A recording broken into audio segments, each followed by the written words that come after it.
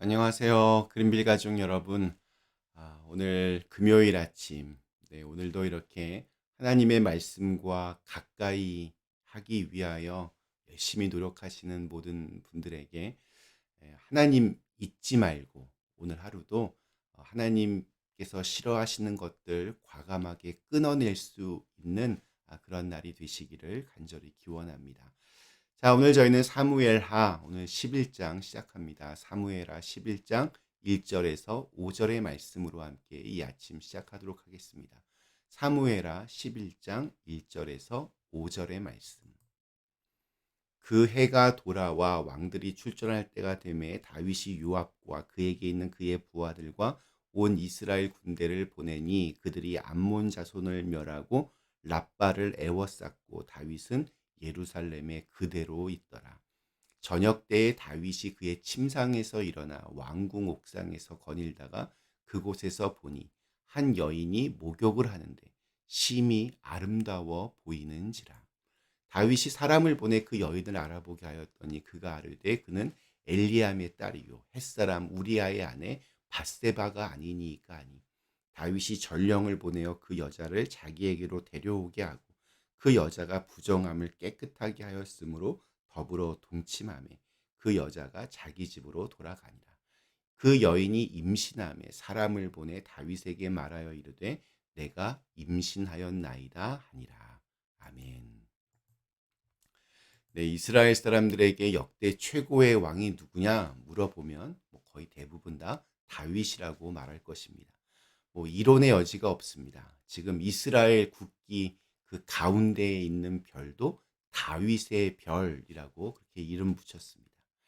다윗은 실제로 굉장히 위대한 왕이었고 또 하나님의 사람이었습니다.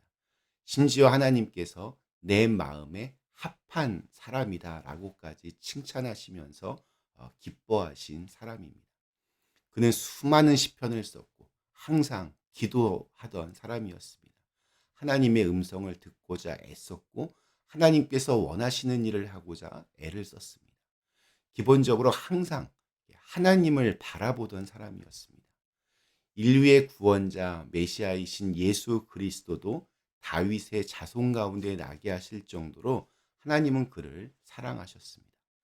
그런데 이러한 하나님의 사람 다윗이 오늘 읽은 말씀에서 죄악을 범하고 하나님의 마음에 맞는 사람이 아니라 하나님 보시기에 악한 사람이 되었습니다.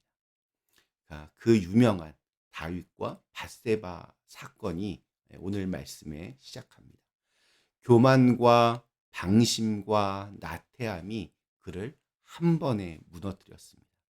훗날 바울이 선포했던 말씀, 그런즉 선줄로 생각하는 자는 넘어질까 조심하라. 이 말씀이 딱 적용되는 상황이 오늘 펼쳐졌습니다. 하나님 앞에서 그 누구도 완전할 수 없음을, 우리 모두 다 누구나 무너질 수 있는 사람들임을 다윗은 그대로 보여주었습니다. 우리 앞선 말씀 사무엘하 8장과 10장 말씀을 보면 다윗은 계속 승승장구했습니다. 다윗은 주변의 모든 나라들과 전쟁을 해서 모두 다 승리했습니다. 다윗을 배반하고 또 모욕했던 암몬과의 전쟁에서도 승리했습니다. 그들은 아람을 끌어들여서 다윗을 공격하려고 했지만 다윗은 아람마저도 완전히 격파했습니다. 다윗에게 남은 것은 이제 전의를 상실하여 자기 성 랍바로 숨어 들어간 암몬뿐이었습니다.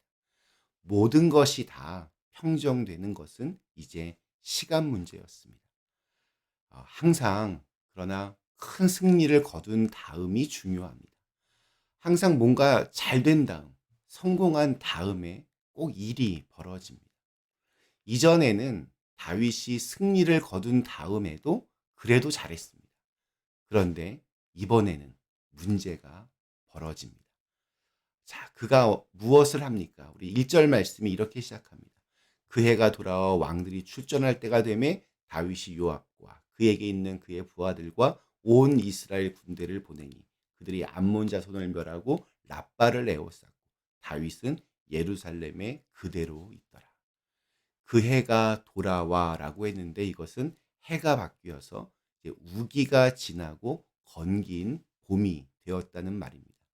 그러니까 전쟁을 할 때 비가 계속 오면 전쟁을 할 수가 없기 때문에 우기는 피하고 건기에 전쟁에 집중합니다. 지난 우리 10장에서 요압 군대에게 패한 암몬의 군대가 도망가서 암몬의 수도인 라빠에 들어가 있었습니다. 거기서 나오지 않고 계속해서 버티고 있으니까 이제 건기가 시작되는 봄이 되어서 그곳을 공격하여 섬멸하도록 군대를 보낸 것입니다. 자, 그런데 다윗은 전쟁에 나가지 않고 요압을 비롯한 부하들을 보내서 나가 싸우게 합니다. 온 이스라엘을 보냈다라는 것을 보면 이 전쟁은 굉장히 중요한 전쟁이었습니다. 자기만 전쟁에 나가지 않고 다윗은 예루살렘에 그대로 남아 있었습니다. 우리 1절을 히브리어 원문으로 봐도 그렇고 영어 성경으로 봐도 그렇고 표준 세번역 성경으로 봐도 그렇고 다윗이 이 전쟁에 나가지 않았다는 것이 하나의 독립된 문장으로 되어 있습니다. 그리고 새로운 문장은 그러나라는 말로 시작됩니다.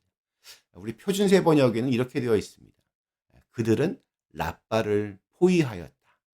그러나 다윗은 예루살렘에 머물러 있었다. 그러니까 다윗이 이 전쟁에 나가지 않은 것에 아주 큰 의미를 부여하고 있는 것입니다. 왜 다윗이 이때 전쟁에 나가지 않았겠습니까? 뭐 여러 가지 이유들이 있겠지만 다윗이 그동안 계속된 승리와 영광에 취하여 긴장이 좀 풀린 상태였고 안일해지기 시작했고 교만해지기 시작했고 또 이렇게 무심해지기 시작한 것입니다. 더 이상 다윗은 절박하지 않았고 이 전쟁을 하나님의 일이라고 생각하며 충성되게 정성을 다해서 행하지도 않았습니다. 다윗은 낮잠을 자다가 저녁 때가 돼서야 깨어나 옥상에 올라가 산책을 하였다고 했습니다. 전쟁 중에 그렇게 늦게까지 늦잠을 자는 왕, 정말 다윗이라고 볼 수 없을 것만 같습니다. 또 그곳에서 아주 우연히 어떤 여인이 목욕을 하는 것을 훔쳐보게 됩니다. 정황상 우연히 일어난 일이기에 그냥 지나가면 됩니다. 옥상에 있었던 다윗과 목욕을 하고 있던 밧세바는 아마 거리상 또 꽤 먼 거리에 있었을 것입니다. 그런데 심히 아름다워 보였다라고 하는 것은 다윗이 그냥 지나가지 않고 계속해서 집중해서 밧세바를 훔쳐보았다는 것을 의미합니다. 다윗이 부하를 보내어서 알아보니까 그 여인은 자신의 용맹스러운 장군 중 하나인 우리아의 아내 밧세바였습니다. 우리아. 이 사람이 어떤 사람이냐면 다윗의 정말 충성스러운 부하였습니다.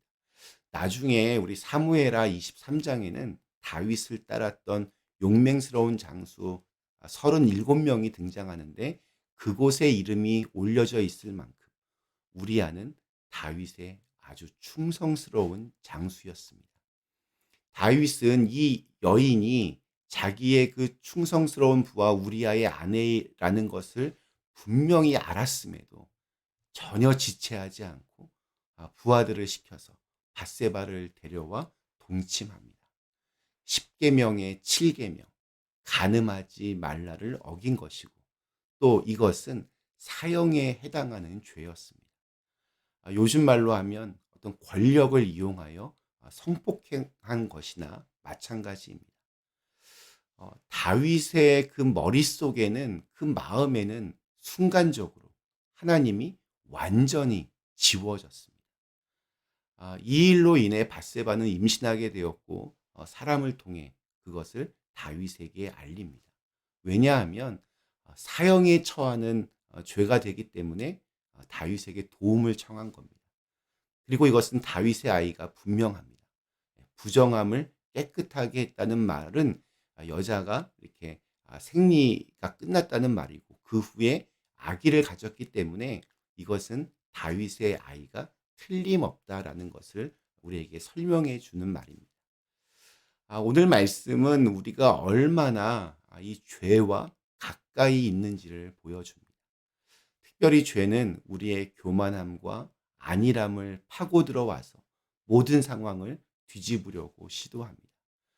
모든 것이 잘 되고 있을 때, 그때가 역설적으로 또 가장 위험한 때입니다. 하나님을 순간 놓치게 되면 그 순간 죄는 여기 어김없이 우리에게 마술을 뻗칩니다. 오늘 우리에게 주신 하루, 우리의 영혼이 잠자지 않도록, 하나님을 잊어버리지 않도록, 하나님 보시기에 악한 것들은 과감하게 끊어낼 수 있는 그런 용기의 은혜가 있기를 간절히 기원합니다. 잠시 함께 기도하시겠습니다. 하나님, 다윗도 인간입니다. 다윗도 죄를 짓습니다. 이렇게 죄는 늘 우리 가까이에 있습니다. 그러니 우리의 마음속에서 언제나 하나님을 놓치는 일이 없도록 도와주시고 하나님을 잊어버리지 않도록 우리의 삶을 주장하여 주시옵소서.